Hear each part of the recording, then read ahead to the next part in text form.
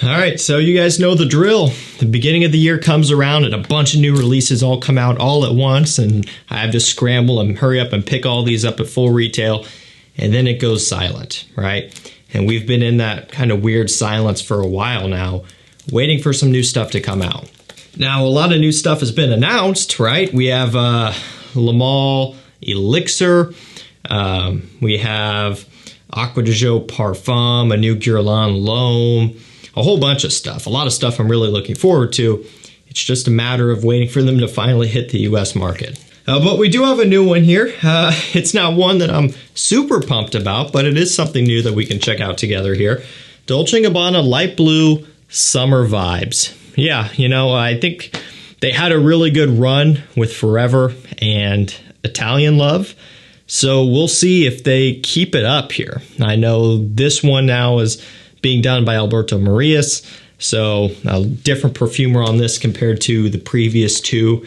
We'll see if they are continuing to raise the bar or if they're going back to their old ways, like Italian Zest and Love is Love and things of that nature.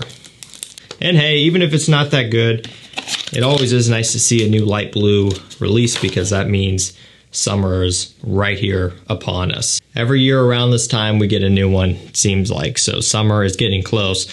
Here's the bottle. Real nice look to it. It's got a painted feel. Actually, it is painted, I'm sure. So different than all of the others, you know. Unless I am forgetting something, I don't even think any of the limited editions were painted. I think they all have the similar bottle that you can see right through, and all have different color variations and things of that nature. The cap is back to the normal cap, so let me grab another bottle here. Here's the Forever bottle. So they did update the Forevers a little bit in Italian Love. You can see the cap is different. We're back to the old style. Another thing is the bottle itself. Italian Love and Forever were 100 mils, and now we're over to 125s. Just a few differences there. Okay, let's go ahead and get this one on skin, and we'll see where we're at. We'll see if this is going to be something that you should seek out or if it's just going to be one you should pass on. It's familiar to me right away. I can already tell that this is reminding me of something, but I can't pinpoint exactly what it is. And just to kind of, you know, fill you guys in a little bit, it opens up very kind of creamy woody, first and foremost. You know, initially I was expecting bright citruses and musks and things of that nature being thrown at you all at once as soon as you pull the sprayer, but it's not that. It's quite different. It's heavier, a little bit richer, woody, silky, smooth, a little bit of that sweetness going on, kind of an aromatic type of woody accord in here, slight bit of an earthiness, and yeah, it's different. Not what I was expecting. So I do have some of the notes, 3 of them, the ones that I'm assuming that they're only giving us. Up top we have Sicilian lemon, in the mid we have cypress, in the mid we have amberwood. You know, typical style now, they're going back to that where they're just not giving you much of anything. But for sure a cypress kind of woody accord, cypress, sandalwood, cedarwood, that type of variety. Usually where there is cypress, you get those other woods as well. Interesting, kind of like a driftwood accord as well to me. And driftwood, what does that smell like? Well, it's been used in a lot of other things, from cheap scents. I think like Fendi Aqua uses it as one example of a cheapie, all the way over to expensive stuff like Tom Ford Oud Mineral. And essentially what it smells like to me, and what I've found consistent among the fragrances that use it, is it's kind of a soft, musky wood. Okay, so very particular, a soft, musky, woody smell. And ultimately what it does is it gives you kind of a upscale, mature classiness to an otherwise fresh aquatic. That's why Oud Mineral is so successful, because it's a marine scent, but it's using that driftwood and the cypress, by the way, and those other types of notes to create something that smells much more luxurious than it normally would. You know, again, marine scents usually are going to be classy and beachy and summery feeling, but using those tactics, you can really get it to smell much more expensive and well put together and serious. And so that's a roundabout long explanation of me saying that I kind of get a little bit of a driftwood accord out of this. Again, I don't know for sure if that's something that they were intending to give off or not. It seems like they just want us to use our imagination and come up with whatever we come up with given the lack of notes. But that's kind of what I'm getting. You know, that soft kind of sweet woodiness is very prominent. Let me actually spray it again because I didn't notice much lemon. Okay, so in the air, I get more of it, more of a bright, fresh pop, a lemon bergamot combo. But on skin, I don't remember picking up much of the citrus or anything like that.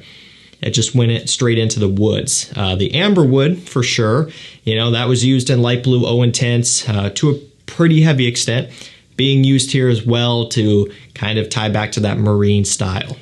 Okay, so let's lay it all out on the table. What does this smell like? Again, it smells like something that I have experienced before. Right now, I can't place it, guys. What I can tell you is it does not really smell like any of the other light blues at all. So that's either a good thing or a bad thing. There's two camps. Very rarely is there a middle ground. Okay, I'm a middle ground in this category, but a lot of people on the forums and comments are not. Either flankers are too close and they're redundant, or they're too different and they don't make sense and they suck. One or the other is generally what you see. It's how most of FragCom is. There usually isn't a middle ground of people who can just take it as it comes. And so with this one, you have to be in the mindset of, yeah, it's going to be different than those others. Maybe that's a good thing to you because it's not going to be redundant. Maybe that isn't all that good because it just is too different. That's going to be up to you.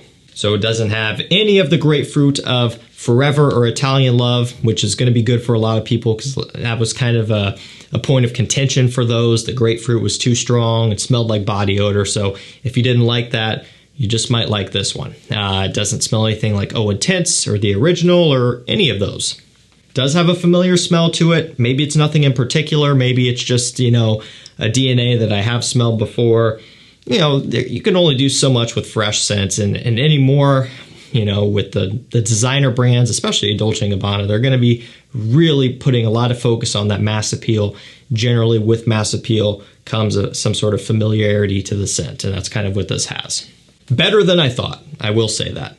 Better than I thought it was going to be. I really, like I said, I wasn't looking forward to this all that much. A lot of the other launches that are going to be coming up, really excited about. This one was kind of just, yeah, we'll see how it is. Not really holding my breath on it, but I like it a lot. Interesting enough, though, it's called Summer Vibes. You get a very nice, cool custom presentation, painted bottle. Just looks like, you know, kind of the design that would be on a swimming pool, like an in-ground pool. You know, very cool look. Doesn't really give off that type of feel, though. Nowhere near as bright and summery and uplifting as I was expecting and that you would expect by looking at the bottle, but I still really like it. So we're also talking an eau de toilette. Again, Forever was an eau de parfum. And I do believe Italian Love was as well. No, it wasn't. Italian Love was an eau de toilette. I knew I had to double check. Eau de toilette. Forever was an eau de parfum, though. Back to an eau de toilette here. Hopefully it does decent on performance. You have that richness and the woody muskiness to hopefully hold up a bit longer. And if not, you get an extra 25 mLs in this bottle compared to some of the others that you can spray on heavier. You know, retail price, I think I paid just a touch over $100. Pretty typical retail price. It's okay at that price. I do think once it hits discounters and it comes down to the normal price, which depending on which one it is, it could be $60, $55, you know, closer to $70. Depends, right? But hopefully on the lower end of that, if you could get it for $55, $60 in that price point, I think it will be a phenomenal pickup for summer. I really do like it. All right, guys, that's going to do it for me. Light blue summer vibes. Not bad, not bad. You know, I'm much more excited for the other things to come, but this is a nice little one to tide us over until we get into the really heavy hitters coming up. Thank you guys so much for watching. Stay safe, stay healthy. We'll see you tomorrow with another one. Take care.